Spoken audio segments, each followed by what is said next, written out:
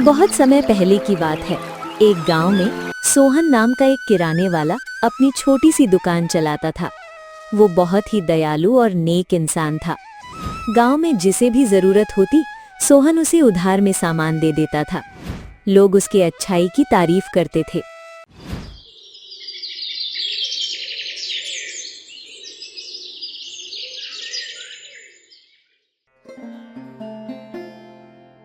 अरे सोहन, जरा जल्दी से 1 किलो शक्कर तो तोल देना भाई। ये लीजिए आपकी शक्कर, पूरे 1 किलो। और कुछ चाहिए तो बता दीजिएगा। सोहन, बात यह है कि अभी जेब खाली है और घर पर चाय चढ़ी हुई है। चीनी ऐन वक्त पर खत्म हो गई, इसलिए दौड़ा चला आया।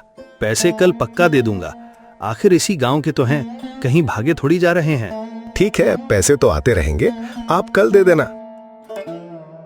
तभी दुकान पर रमन आता है और वो आते ही कहता है, 2 किलो चावल निकाल देना। कहाँ भागे जा रहे हो भाई?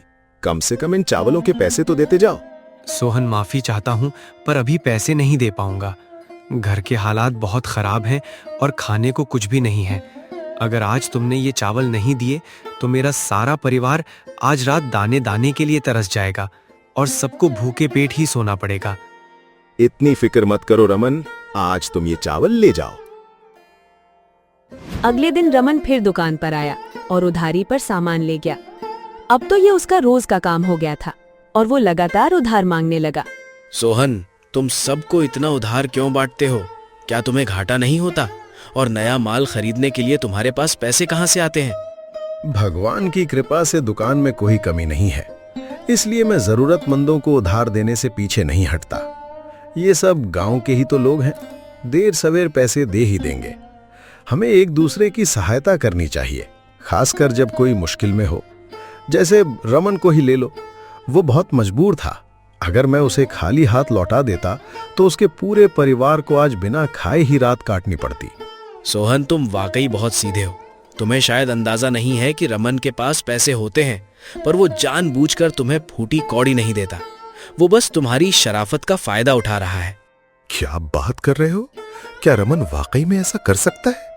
मुझे तो लगा था कि वो सच में बहुत मजबूर है। मेरी बात पर यकीन करो सोहन, रमन के पास पैसों की कोई कमी नहीं है। उसने कल ही नया फ्रिज लिया और आने वाली शादी के लिए नए कपड़े भी तैयार करवा लिए हैं। जिसे तुम मजबूर समझ रहे हो, वो असल में तुम्हें धोखा दे रहा है। वो बड़ी होशियारी से बहाने बनाकर तुम्हारी दुकान से मुफ्त का राशन ले जा रहा है। तो रमन मुझे ही बेवकूफ बना रहा है। कल जैसे ही वो सामान लेने आएगा, मैं उसकी सारी असलियत उसके सामने रख दूंगा। फिर वही बात, आज भी बिना पैसे चुकाए दुकान से सामान लेकर आ गए क्या? क्या तुम हमेशा सोहन की शराफत का ही फायदा उठाते रहोगे? वो सोहन तो बिल्कुल भोला है, जो मेरी हर मनगढ़ंत कहानी में फंस जाता है। मैं बस थोड़ा सा रोने का नाटक करता हूँ और वो पिघल के मुझे मुफ्त में राशन थमा देता है। उसे बेवकूफ बनाना तो मेरे बाएं हाथ का खेल है। पर ये तरीका ज्यादा दिनों तक काम नहीं आएगा। आखिर उसे भी तो अपना घर चलाना है। कब तक यूं ही अपनी दुकान लुटाएगा?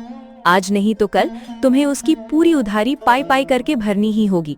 अरे छोड़ो भी, मैं उसे पैसे देने वाला नहीं हूँ और ना ही उसे कोई कमी पड़ने वाली है। थोड़ा राशन उसने हमें दे दिया तो उसका खजाना खाली नहीं हो जाएगा। पैसे मांगने पर मैं बस लाचारी का ढोंग कर दूंगा और वो मूर्ख फौरन पिघल कर कहेगा कि उधार बाद में चुका देना। वो तो गांव भर का मसीहा बना फिरता है, सबको उधार देता है। कल देखना, मैं अपनी बातों के जाल में फंसाकर उससे 2 किलो आटा भी मुफ्त में उठा लाऊंगा। दूसरे दिन मदन ने फिर से अपनी मजबूरी का मुखौटा लगाया और भोला की दुकान पर जाकर बोला, भाई, घर में आटा खत्म हो गया है, क्या 2 किलो आटा उधार मिल सकता है? देखो रमन, अब बिना पिछला हिसाब किए तुम्हें एक दाना भी नहीं मिलेगा। तुम्हारी उधारी 500 रुपए तक पहुंच गई है। पहले पुराना हिसाब करो, उसके बाद ही आटे की बात करना। ऐसा मत कहो सोहन, तुम तो बहुत दयालु हो। मेरा बेटा बीमारी की हालत में भूख से रो रहा है और घर का राशन पूरी तरह खत्म हो चुका है। अगर तुम आटा नहीं दोगे तो मेरे सामने जान का संकट खड़ा हो जाएगा। मैं इस उम्मीद में आया था कि तुम मुझे निराश नहीं करोगे। आखिर इंसानियत भी तो कोई चीज है। अपनी जुबान को लगाम दो रमन, झूठी की हमदर्दी बटोरना बंद करो। पैसों की खातिर अपने बच्चे की सेहत का सौदा करते तुम्हें शर्म नहीं आती? मुझे सब पता है कि तुमने कल ही नया फ्रिज लिया है और नए कपड़े भी बनवाए हैं। तुम बस मेरी शराफत का नाजायज फायदा उठा रहे थे। अब तुम्हारा ये नाटक यहाँ नहीं चलेगा। पहले पिछला पूरा हिसाब करो, वरना दुकान से बाहर निकल जाओ। आज तुम्हें यहाँ से कुछ नहीं मिलेगा। इतनी सी बात का बतंगड़ क्यों बना रहे हो? 2 किलो आटा ही तो है, कोई बड़ी चीज तो नहीं मांगी। तुम्हारी दुकान तो अच्छी खासी चलती है, मुझे थोड़ा उधार दे दोगे तो क्या गरीब हो जाओगे? और रही बात उधारी की, तो गांव का हर दूसरा शख्स तुम्हारी दुकान से उधार ले जाता है। फिर आज सिर्फ मेरे लिए ये सारे नियम कायदे कहाँ से आ गए? मैं उधार देता हूँ क्योंकि लोग ईमानदार हैं, पर तुम उनमें से नहीं हो। आज तक तुमने पिछला 1 रुपया भी नहीं चुकाया, बस हर बार नया झूठ बोलकर सामान ले गए। जरूरत के समय साथ देना मेरा फर्ज है, पर तुमने तो झूठ को अपना हथियार बना लिया है।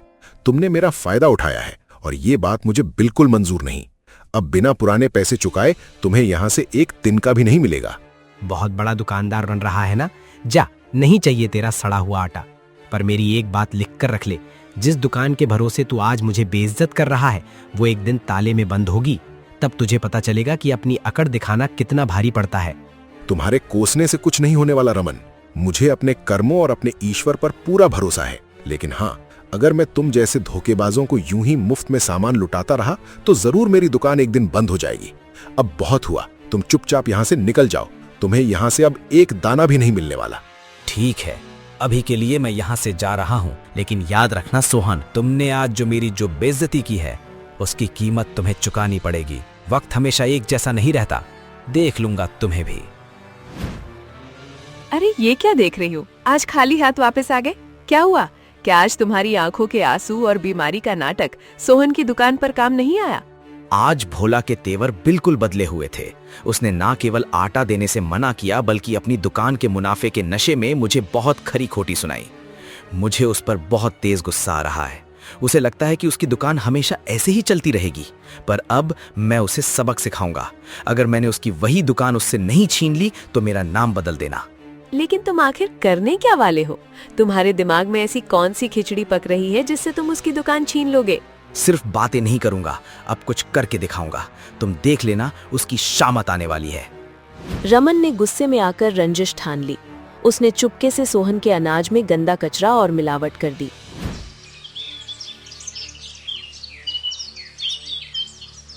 2 दिन बीतते ही गांव के कुछ लोग इकट्ठे होकर सोहन के घर पर आए। सोहन, तूने क्या घटिया मिलावट की है? तेरे यहाँ का आटा खाकर हमारे बच्चे अस्पताल पहुंच गए हैं। आप क्या कह रहे हैं? मैं ऐसा नीच काम कभी नहीं कर सकता। भला मैं दूसरों की जान जोखिम में क्यों डालूंगा? बिल्कुल सही बात है। कल मैं भी चावल ले गई थी, पर उसमें सफेद प्लास्टिक जैसे नकली चावल मिले थे। तुम तो अब बहुत बेईमान हो गए हो। लानत है तुम पर। चंद खोटे रुपयों के लिए तुम इतना गिर सकते हो, मैंने कभी सोचा भी नहीं था। पैसों के लालच में आकर बेगुनाह लोगों के जीवन से खिलवाड़ कर रहे हो। तुम्हारे इस मिलावटी खाने से आज किसी की जान भी जा सकती थी। सब लोग तुम पर अटूट भरोसा करते हैं और सामान खरीदते हैं, पर तुमने सबके साथ ऐसा विश्वासघात किया। तुम्हें डूब मरना चाहिए। आप सब लोग मेरी बातों पर यकीन क्यों नहीं करते? मैं इतने सालों से दुकान चला रहा हूं और मैंने हमेशा बहुत ईमानदारी से यह दुकान चलाई है। मैंने अपनी पूरी जिंदगी में कभी बेईमानी नहीं की। झूठ बोलना छोड़ दे सोहन, अब सबको तेरा असली चेहरा पता चल गया है। तूने चंद रुपयों के लिए लोगों की जिंदगी से खिलवाड़ किया है। इसको सख्त से सख्त सजा मिलना चाहिए। रुको, गुस्सा शांत करो। मारपीट से कुछ नहीं होगा।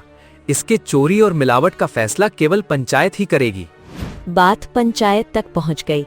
सरपंच साहब, आप मुझ पर विश्वास कीजिए। मैंने अनाज में एक रत्ती भर भी मिलावट नहीं की। ये सब मुझे फंसाने की साजिश है। सरपंच जी, इसकी बातों में मत आइए। ये झूठ बोल रहा है। लालच ने इसे अंधा कर दिया है। मैं भी यही सोचता था कि ये लोगों को उधारी देने का इतना नाटक क्यों करता है। इसकी दुकान हमेशा लबालब भरी कैसे रहती है। ये बरसों से लोगों को धोखा दे रहा है। ये गांव वालों की सेहत से खिलवाड़ है।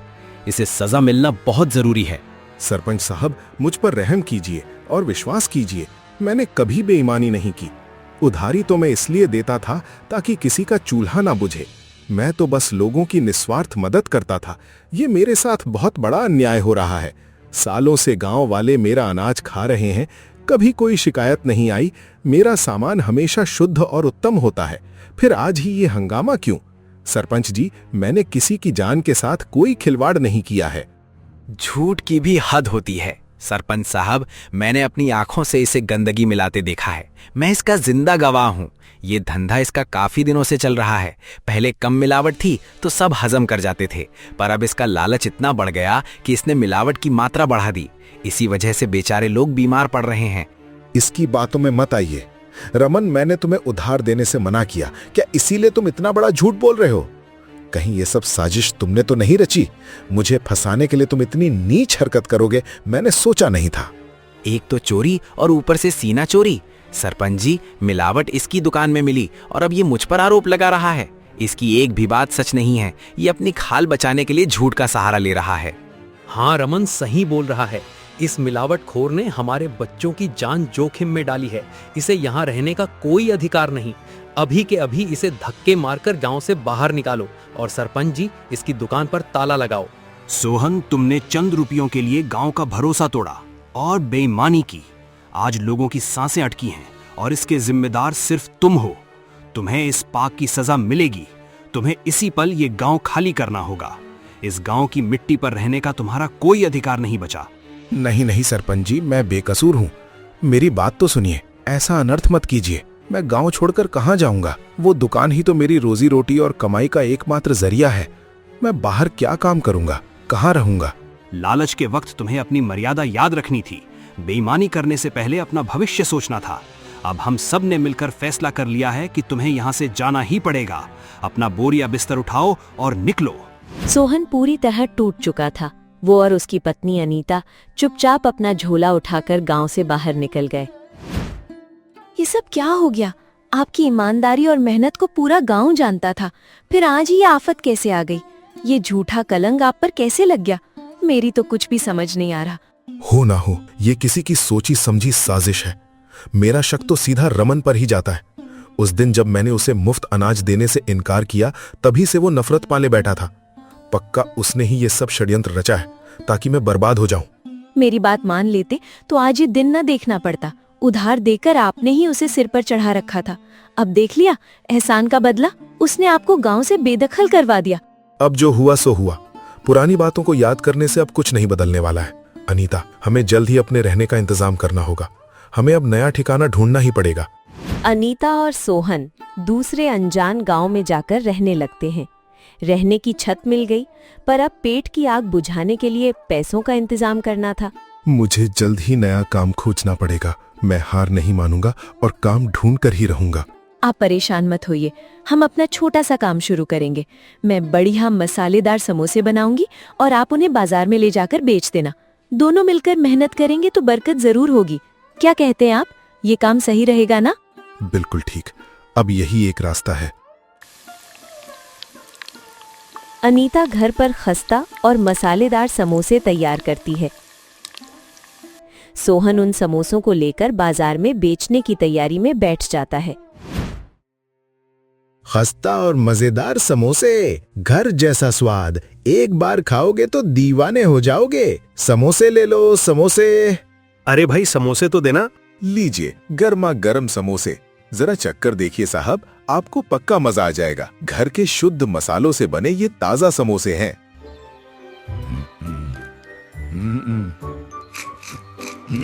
क्या बात है, तुम्हारे बनाए समोसे तो वाकई में बहुत ही लाजवाब और स्वादिष्ट है। इन्हें खाकर दिल खुश हो गया। वाकई बहुत अच्छी हैं। ये लो तुम्हारे समोसे के पैसे। धीरे धीरे सोहन की दुकान पर ग्राहक आने लगते हैं और पहले ही दिन उसकी तगड़ी कमाई होती है। घर लौटकर बताने पर अनीता भी बहुत खुश हो जाती है। अगले दिन जब सोहन दोबारा समोसे बेचने बाजार पहुंचता है तो वहां रमन आ जाता है। बढ़ती हुई भीड़ देखकर वो जल भुन जाता है और गुस्से में कहता है, इस ठग से समोसे मत लो। ये नंबर 1 का जालसाज है। तुम सब इससे अनजान हो, पर इसे गांव से जलील करके निकाला गया है। किराने की दुकान की आड़ में ये लालची इंसान मिलावटी चीजें बेचता था और लोगों की सेहत खराब करता था। इसने इन समोसों में भी पक्का कोई मिलावट की होगी। इससे खरीदारी करना अपनी जान को खतरे में डालना है। रमन की कड़वी बातें सुनकर लोग उसकी बातों में आ जाते हैं। देख लिया मेरा जलवा, अब तेरा समोसा कोई नहीं लेगा। उस दिन उधार मांग रहा था तो बड़ी शर्तें लगा रहा था। अब भुगत अपनी अकड़ का नतीजा। कहाँ गई वो किराने की दुकान और वो ठसक? अब समोसे की टोकरी लेकर घूम, फिर भी कोई पास नहीं भटकेगा। तेरी किस्मत में अब सिर्फ भूखा मरना ही लिखा है, देख लेना। शर्म कर रमन, एहसान फरामोश कहीं के। आखिर मैंने तेरा क्या बिगाड़ा था? जब तुझे जरूरत थी तो मैंने ही मदद की थी, और आज तू ही मुझे बर्बाद कर रहा है। इतना गिर गया तू लालच में। एक दिन तुझे अपनी करनी का फल जरूर भुगतना होगा। तुझे लगता है तू जीत गया, पर यह तेरी सबसे बड़ी भूल है। ऐसा कहकर सोहन चुपचाप अपनी टोकरी उठाता है और वहां से चला जाता है। ये क्या, आज समोसे नहीं बिके और आपकी शक्ल इतनी उतरी हुई क्यों है? क्या किसी ने कुछ कहा है? सोहन ने अनीता को रमन की पूरी करतूत सुनाई। हार ना मानते हुए अगले दिन सोहन फिर से समोसे बेचने के लिए निकला। तभी एक अजनबी आदमी आता है और कहता है, भाई, मुझे तुम्हारी मदद की बहुत जरूरत है। मेरे यहाँ बहुत सारे अनाथ बच्चे हैं जिनका इस दुनिया में कोई नहीं। आज उनके खाने का कोई इंतजाम नहीं कर पाया और वे सब भूखे हैं। मुझ पर उपकार करो और ये समोसे दे दो। अभी मेरे पास पैसे नहीं हैं, पर जैसे ही इंतजाम होगा मैं तुम्हें चुका दूंगा। वे मासूम बच्चे भूख से तड़प रहे हैं। सोहन को उस आदमी की बात सुनकर तरस आ जाता है।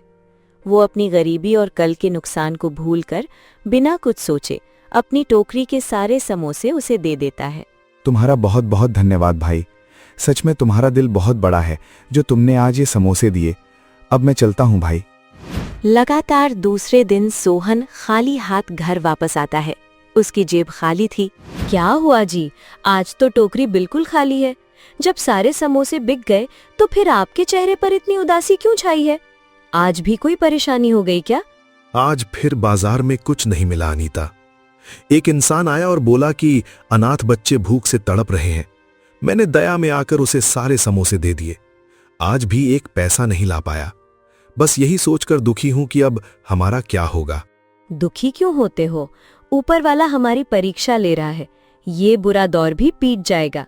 बस आप हिम्मत और हौसला बनाए रखिए, सब बेहतर हो जाएगा। अगले दिन सोहन फिर से समोसे लेकर बाजार पहुंचता है। पहचाना मुझे? मेरे उस इम्तिहान में तुम पूरी तरह खरे उतरे थे। तुम्हारी नेकी, ईमानदारी और परोपकार की भावना ने मेरा दिल जीत लिया है। मैं शहर का जाना माना बिजनेसमैन हूं और अक्सर ये पता लगाने के लिए भेस बदल कर निकलता हूं कि इस दुनिया में इंसानियत और ईमानदारी बची है या नहीं। तुमने अपनी तंगी और कल के नुकसान को दरकिनार कर सिर्फ उन भूखे बच्चों की खातिर अपने सारे समोसे मुफ्त में दे दिए थे। तुम्हारा यही परोपकार और बड़ा दिल ही तुम्हारी असली पहचान है। लेकिन साहब, मैंने तो बस एक इंसान होने का फर्ज निभाया था। इसके लिए मुझे किसी इनाम की कोई चाह नहीं है। जानता हूं, और यही बात तुम्हें दूसरों से अलग बनाती है। अब तुम्हें इस छोटी सी टोकरी के सहारे धूप और बारिश में दर दर भटकने की कोई जरूरत नहीं है। मैं तुम्हें अपनी शहर की सबसे बड़ी रेस्टोरेंट और फूड वेंचर का बिजनेस पार्टनर बनाता हूं। आज से इस कारोबार की जिम्मेदारी तुम्हारी होगी और इसके विस्तार के लिए जितनी भी पूंजी या संसाधन चाहिए वो सब मेरा होगा। सोहन की आंखें खुशी से नम हो गईं। उसने उस अजनबी उद्योगपति का आभार व्यक्त किया। इसके बाद अपनी अटूट मेहनत, लगन और उस बिजनेसमैन के भरोसे के बल पर सोहन ने कुछ ही महीनों में उस व्यवसाय को आसमान की बुलंदियों पर पहुंचा दिया। देखते ही देखते उसकी नेकी और काबिलियत के चर्चे पूरे शहर में होने लगे।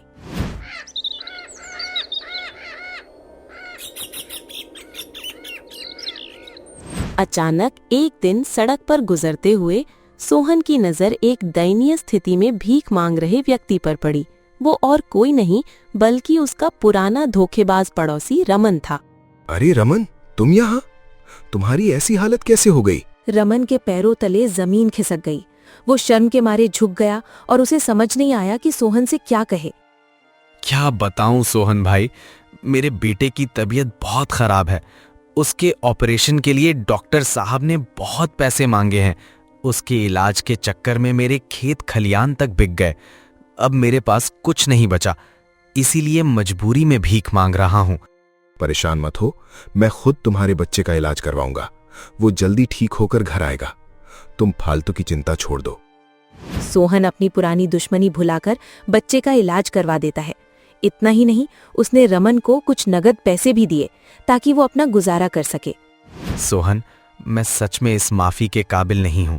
मैंने तेरे साथ इतना बुरा किया, तुझे बर्बाद करने की साजिश रची और बदले में तूने मेरे ही बच्चे की जान बचा ली।